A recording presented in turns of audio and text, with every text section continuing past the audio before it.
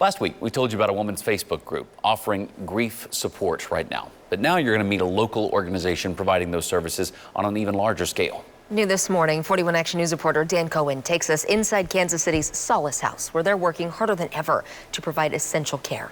There isn't any other place in Kansas City that provides services like this. This is Solace House, a division of Kansas City Hospice and palliative care. They offer grief and trauma support here, from preschoolers to the elderly. Last March, everything changed. Every staff member, every Kansas City Hospice grief support specialist, our music therapist, our art therapist, the staff members here at Solace House, we all figured out how to do telehealth. For those working with younger patients, perspectives changed on both ends of the screen. The first time we did it, you suddenly see that they're wrapped up with their Snuggies or their blankets that were special to them, or a shirt that was their dad's or something like that, and you just get it. You get how special that is. And for older patients grieving a death or grieving other losses, they also needed help. All these other losses that everyone else in the community is experiencing due to the pandemic. I'm not seeing my grandkids, I'm not seeing my neighbors, my coworkers, all those things. I can see clearly now, the rain is gone. Music therapy to relax, to connect, that was shared virtually too. I think the need definitely has increased just because we're all so much more isolated, especially older adults who live in long-term care facilities, not being able to visit with loved ones, being able to connect in that way has been especially needed and meaningful. A year into the pandemic, with vaccinations rising and cases falling, Solace House is bracing for a new wave of need for their services. I think that people have been very busy.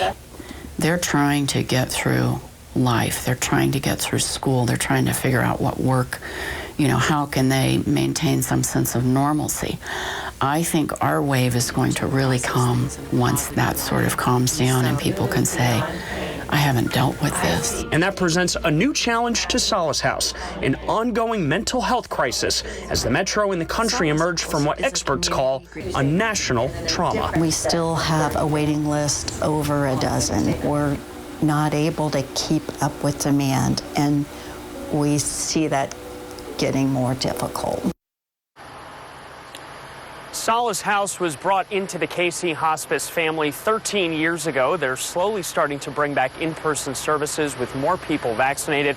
And Taylor and Lindsay, they say those big group sessions they have with 50 to 60 people, they hope they get those back soon when it's safe to do so. The way this has all changed, the way we grieve has been so profound. So it makes total sense. And she says they're expecting more people to come to them. Incredible work they're doing. Yeah, they really are. And they were also telling me it involved teaching their clients and patients how to use the technology they use for those digital sessions, Zoom tutorials on how to properly mute yourself, especially for some of those older patients that might not know how to use it. But they say that it's been well received. And as we heard from them, demand is going up right now as we speak. It was startling to hear that they're currently experiencing a surge in demand, and they're anticipating one as the pandemic continues and recedes, hopefully, as we move through 2021. Yeah. All right, Dan Cohen reporting live for us this morning. Dan, thank you very much.